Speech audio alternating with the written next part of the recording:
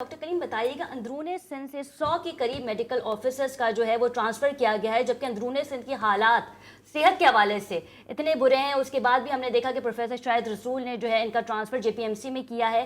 کن بیسس پہ ان کو ٹرانسفر کیا گیا ہے اور آپ کے کیا تحفظات ہیں؟ بسم اللہ الرحمن الرحیم۔ سب سے پہلے تو میں آپ کا جی ٹی وی نیوز کا شکریہ ادا کرتا ہوں جنہوں نے ہمارا موقع سننے کے لیے ہمیں بلایا ہے جہاں پہ، اور جو موجودہ جے پی ایم سی میں جو حالات چل رہے ہیں، جو جے پی ایم سی کا جو ماحول خراب کیا جا رہا ہے، اس آمرانہ اقدامات اٹھا کے تو اس میں آپ نے مجھے بلایا، میں بہت شکریہ ادا کرتا ہوں، پورے سندھ کے ینگ ڈاکٹرز کی طرف سے آپ کا شکریہ ادا کرتا ہوں۔ جی سب سے پہلے تو یہ ہے کہ یہ جو سندھ گورنمنٹ نے جو 100 میڈیکل آفیسرز جو ٹرانسفر کیے ہیں، وہ سب سے پہلے میں بتاؤں کہ وہ یہاں کے پوسٹ گریجویٹ ٹریننگ تھے، جہاں پہ وہ پی جی ٹریننگ کر رہے تھے، اور ساتھ ساتھ وہ سندھ گورنمنٹ کے ملازم بھی تھے، تو وہ انڈر ٹریننگ تھے، جس کو ڈیپوٹیشن پہ سندھ گورنمنٹ میں جے پی ایم سی میں کام کرنے کی اجازت دی تھی۔ اس کے بعد جو ہی ان کی ٹریننگ ختم ہوئی تو پھر میڈم سیمی کے دور میں الاٹ ٹو ورک یا اسائن ٹو ورک دیا گیا تھا، وہ اسائن ٹو ورک اور الاٹ ٹو ورک پہ کام کر رہے تھے۔ جو ہی یہ نئے ڈائریکٹر صاحب آئے تو انہوں نے سب سے پہلے وہ جو 200-250 ڈاکٹر جو الاٹ ٹو ورک پہ کام کر رہے تھے ان کے الاٹ ٹو ورک کینسل کروائے۔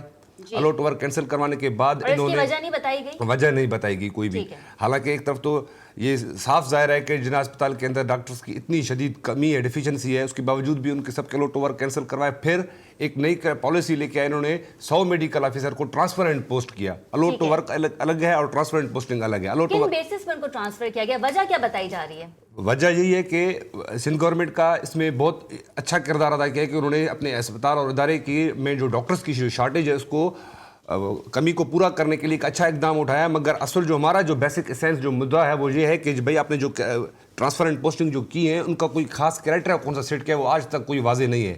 ہم نے سیکٹری ہیلتھ سے بھی پوچھا، ہم نے اس کے لیے احتجاجات بھی کیے، انہوں نے پک اینڈ چوز کر کے من پسند اور منظور نظر لوگوں کو وہاں پہ تعینات کیا ہے، جس میں کوئی خاص کرائٹریا سیٹ نہیں ہے۔ بھائی جو سینئر بندے ہیں ان کو نظر انداز کیا گیا، جو موسٹ جونیئر بندے ہیں ان کو تعینات کیا گیا جو ان کی غیر تجربے کار ہیں۔ آپ خود بھی کوچ ہیں، میں نے تو کیا آپ کی پروفیسر شاہد رسول صاحب سے بات ہوئی تھی؟ جی بالکل، میں نے سب سے پہلے جو ٹرانسفر پوسٹنگ کا جو سلسلہ ہونے جا رہا تھا تو میں نے ریٹن میں ایک درخواست بھی سبمٹ کروائی تھی، جس میں وہ ریکارڈ میرے پاس موجود ہے۔ میں نے لکھا تھا کہ بھائی merit and transparency should must be prevail, وہ میرے پاس ریکارڈ میں موجود ہے۔ اس کے باوجود بھی انہوں نے جو لسٹ جو بنائی تھی ان میں من پسند اور منظور نظر لوگوں کو جو کہ خاص ایک گروہ ہے ان کو تقویت دینے کی، ان کو امپاور کرنے کے لیے انہوں نے وہ لسٹ ٹرانسفر کرائی۔ اس میں کوئی کرائٹریا سیٹ نہیں تھا۔ جو رننگ پی جیز ہیں، جو 36 گھنٹے جو 48 گھنٹے سخت فرائض انجام کرتے ہیں، ایمرجنسیز ہیکٹک ڈیوٹیز کرتے ہیں، ان کو نظر انداز کر کے ان کی حقوق کی پامالی کی گئی۔ تو اس پہ ہم نے ایک احتجاج کیا۔ وہاں پہ جو احتجاج ہم نے جو شروع دن میں کیا اس میں ہم یہ بات واضح بتانا دینا چاہتے ہیں کہ ہم نے احتجاج بغیر کسی او پی ڈی سروس بند کرنے کے احتجاج کیا۔ ہم نے ایڈمنسٹریشن بلاک جو ڈائریکٹر شاہد رسول ہے ان کی آفس کے سامنے ہم نے ایک دن احتجاج کیا۔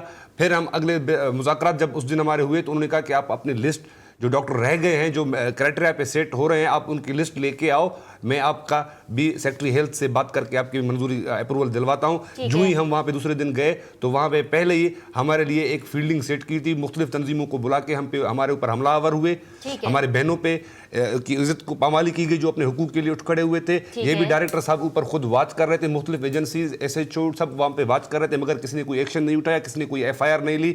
وہ تو ہم پرامن جمہوری طریقے سے ہمارا الفاظ میں پولیس کی نفری طلب کر لی گئی، بالکل پولیس کی نفری طلب کی تھی، انہوں نے بہت حملہ آور ہوئے۔ اس کے بعد ہمارا 10 دن یہ احتجاج کنٹینیو چلا۔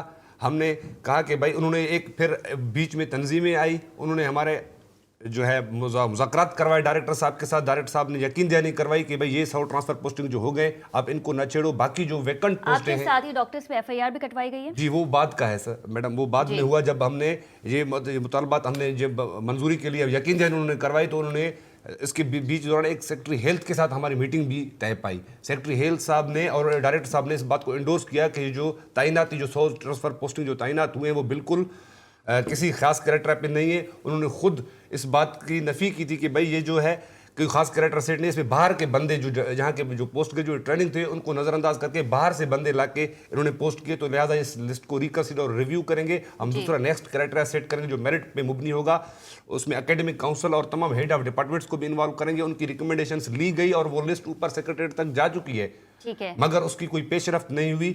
اس کے بعد ہم 2-2.5 ماہ گزر گئے۔ 2-2.5 ماہ کے بعد ہم جب ایک وفد کے ساتھ اس دن ہم جا رہے تھے ڈائریکٹر صاحب کے ساتھ ملنے، تو انہوں نے ایک عجیب हरासा माहौल क्रिएट किया था, वहाँ पे पुलिस की नफरी बुला ली थी, रेंजर्स हमें रोक रही थी। फिर डायरेक्टर साहब का पता चला कि वो दुबई चले गए हैं।